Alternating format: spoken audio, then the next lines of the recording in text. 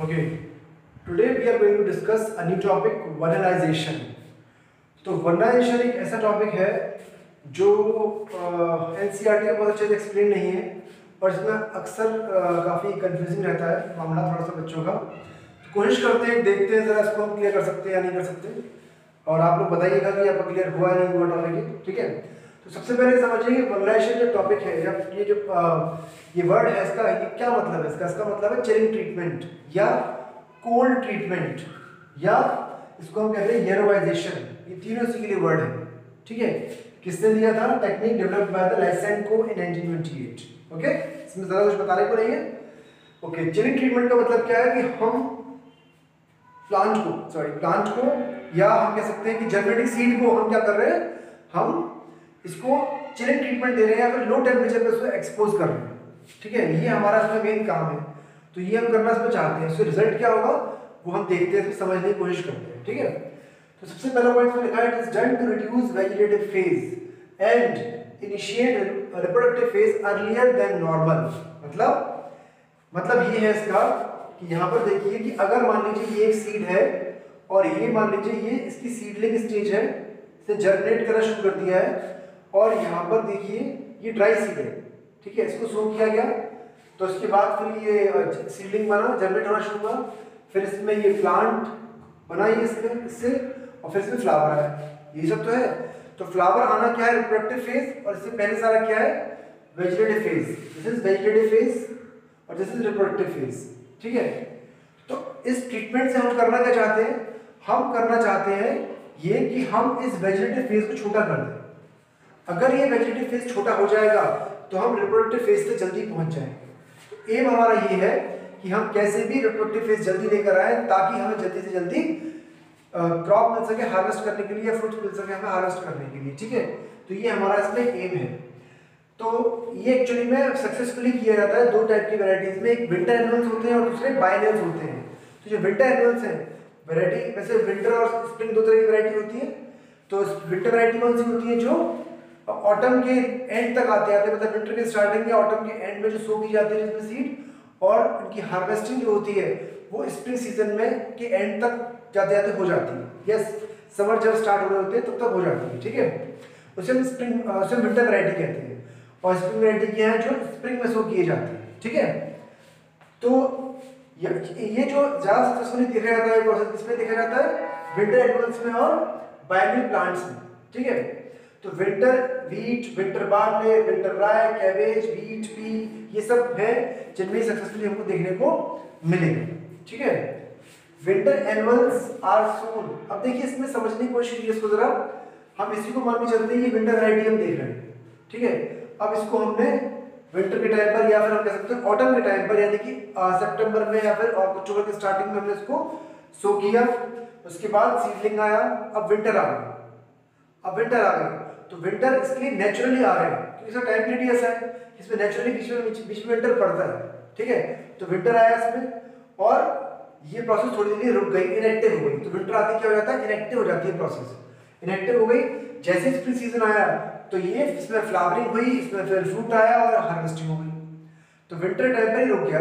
तो विंटर के टाइम पर कुछ ऐसा हुआ लो टेम्परेचर से कि इसने इसके तुरंत बाद फिर फ्लावरिंग करना स्टार्ट कर दिया। ठीक है, मैं ये नहीं कह रहा हूँ कि इसने फ्लावरिंग को इनिशिएट किया, लेकिन कुछ ऐसा हुआ कि जिससे तुरंत जो वेजिटेटिव बर्ड्स थी वो फ्लावरिंग बर्ड्स में कन्वर्ट होना शुरू हो गई। ठीक है, ओके।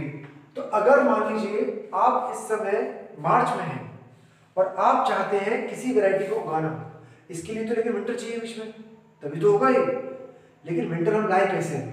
तो हम क्या करते हैं, हम इसको, क्योंकि अगर हम इसको अभी मार्च चल रहा है और हम इसको सो किया तो हमें पहले वेट करना पड़ेगा पूरे विंटर तक का, उसके बाद फिर हम अगले स्प्रिंग सीजन में इसको हार्वेस्ट कर पाएंगे।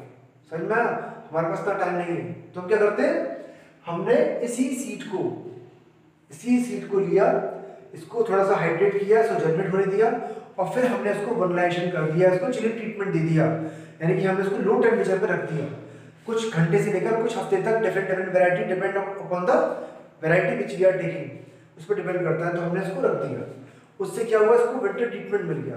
फिर हमने इसको दोबारा से इसको क्या किया, हमने इसको डीवर्नलाइज किया, यानी कि हम इसको रूम टेम्परेचर पे लेकर आए। तो क्या हुआ, इसने तुरंत से ग्रो करना शुरू कर दिया और इसने तुरंत से फिर फ्लावरिंग स्टार्ट कर दी। तो क्या हुआ, हमको जो क्रॉप अगले स्प्रिंग सीजन में मिलने वाली थी, हमने मार्च में बोकर भी इस विंटर सीड को, विंटर वैरायटी की सीड को हमने मार्च में सो कर भी और ऑटम तक आते आते इसको हार्वेस्ट कर दिया। ठीक है, क्योंकि कैसे कर दिया, इस चिलिंग ट्रीटमेंट की वजह से। क्योंकि इसने क्या किया, इसने रिप्रोडक्टिव, इसने वेजिटेटिव फेज को छोटा कर दिया, इसने जल्दी से जल्दी फ्लावरिंग को ला दिया। ठीक है, तो यही है vernalisation. Winter annuals are sown in autumn, germinate autumn. ठीक है, कब सोन किए जाते हैं, ऑटम में, फिर उसका जर्मिनेट होते हैं, जर्मिनेट हुआ from seedling and form seedling, फिर सीडलिंग बना and remain in seedling stage during winter. मैंने बताया था विंटर में जो नेचुरल प्रोसेस के लिए विंटर आ रहा है उसमें इनएक्टिव रहते हैं। ठीक है, during winter but resume growth in spring and get flowered form fruit before autumn. ये नेचुरल प्रोसेस है। ओके, हमने लेकिन क्या किया, हमने इस विंटर वैरायटी को स्प्रिंग वैरायटी में कन्वर्ट कर दिया। कैसे, चिलिंग ट्रीटमेंट से। समझना, मान लीजिए अभी जो आपको दिखाया मैंने, ये कब दिखाया है, जब ये सितंबर में ग्रो किया है, सितंबर शो किया है और यहाँ पर आके हमने इसको अप्रैल में, मई में इसको हमने हार्वेस्ट कर दिया। ठीक है, लेकिन मान लीजिए ये मार्च है, मार्च है और तब भी हमें इसी टाइम पर हम इसको हार्वेस्ट करना चाहते हैं और विंटर बीच में पड़ी नहीं, क्योंकि मार्च से लेकर और हम चाहते हैं इसको अगस्त तक उसको हार्वेस्ट करना चाहते हैं बाई चांस मान लीजिए। ठीक है, तो इसमें पीछे विंटर कहीं पड़ी नहीं पड़ी, तो हमने क्या किया, हमने इस सीडलिंग स्टेज पर इसको चिलिंग ट्रीटमेंट दे दिया। ठीक है, नेचुरली इसमें पीछे विंटर आ रहा था लेकिन हमने यहाँ पर इसको चिलिंग ट्रीटमेंट दे दिया, मतलब हमने इसको लो टेम्परेचर पर रख दिया। उससे क्या हुआ, इसके अंदर जल्दी फ्लावरिंग हो गई और जल्दी इसकी हार्वेस्टिंग हो जाएगी। ठीक है, यही हम करना चाहते थे इसमें और यही इसमें हो गया। बाइनरी प्लांट्स में क्या होता है, बाइनरी प्लांट्स जो होता है उसमें वेजिटेटिव फेज पूरा 1 साल का होता है, एक ग्रोइंग सीजन का होता है और अगले ग्रोइंग सीजन में हम इसको हार्वेस्ट कर सकते हैं। तो हमें 1 साल वेट करना पड़ेगा, लेकिन अगर चिलिंग ट्रीटमेंट कर देंगे तो हम बायोगे प्लांट को भी एनुअल प्लांट में कन्वर्ट कर सकते हैं। ठीक है, तो हमें वेट नहीं करना पड़ेगा इतना। तो हम इससे हम क्या कर सकते हैं, विंटर वैरायटी को स्प्रिंग वैरायटी में कन्वर्ट कर सकते हैं, या स्प्रिंग वैरायटी को हम चाहे तो विंटर वैरायटी में कन्वर्ट कर सकते हैं। ये इसका यूज है या इंपॉर्टेंस है इसकी। ठीक है, अच्छा, vernalization can't be carried out on dry seeds. Vernalization को ड्राई सीड पे नहीं किया जा सकता, सीड्स को हाइड्रेटेड होना जरूरी है, वो या तो जर्मिनेटिंग स्टेज में हो या वो ग्रोइंग प्लांट हो। ये दोनों कंडीशन में वर्नलाइजेशन हो सकता है, ड्राई सीड्स में नहीं हो सकता। ठीक है, for this either germinating seeds और actively growing plants are essential. Okay, इसके बाद हम देखते हैं कि ऐसी कौन सी चीज है जो कि स्टिमुलस को लेती है, जो वर्नलाइजेशन है, लो टेम्परेचर है, एक तरह की स्टिमुलस है। इस स्टिमुलस को रिसीव कौन करता है इसमें, तो stimulus of vernalization received by meristematic या dividing cells, shoot in shoot apex in growing plant and plumule in germinating seed. Plumule भी लिख सकते हैं यहाँ पर हम, या फिर क्या लिख सकते हैं, एपेक्स ऑफ एम्ब्रियो। ठीक है, इन जर्मिनेटिंग सीड। तो ये रिसीव करते हैं इस स्टिमुलस को, इस लो टेम्परेचर के स्टिमुलस को, तब उसके बाद जल्दी फ्लावरिंग होती है। Vernalization required by temperate and सब आर्कटिक रीजन प्लांट्स ओनली। ठीक है, यहीं के प्लांट्स के लिए रिक्वायर्ड होगा ये। ओके, अगर हम अब इसका मैकेनिज्म देखते हैं, इसका मैकेनिज्म क्या है, जब इसको हम लो टेम्परेचर से ट्रीट करते हैं प्लांट को तो क्या होता है, तो इसके अंदर एक बायोकेमिकल सीक्रेट होता है, इसका नाम क्या है, वर्नेलिन। और वर्नेलिन एक हाइपोथेटिकल बायोकेमिकल है, हाइपोथेटिकल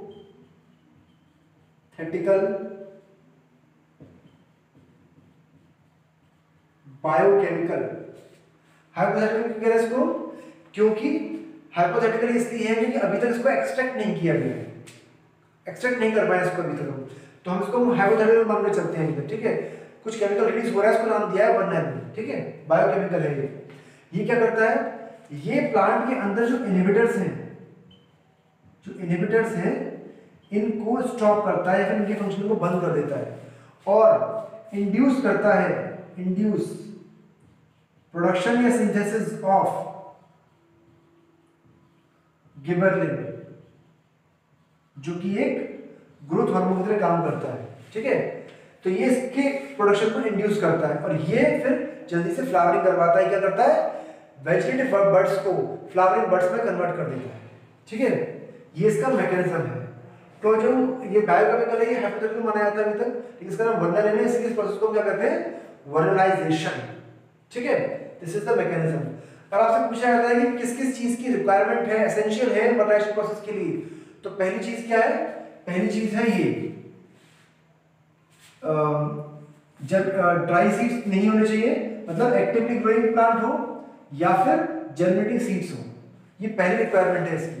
दूसरी रिक्वायरमेंट क्या है इसकी, दूसरी रिक्वायरमेंट है कि इसमें लगातार एयरेशन होना चाहिए, ऑक्सीजन लगातार सप्लाई होनी चाहिए इस प्रोसेस के दौरान, वरना ये पॉसिबल नहीं हो पाएगा, ये प्रोसेस सक्सेसफुल नहीं हो पाएगी। ठीक है, तो दूसरा क्या हो गया, ऑक्सीजन।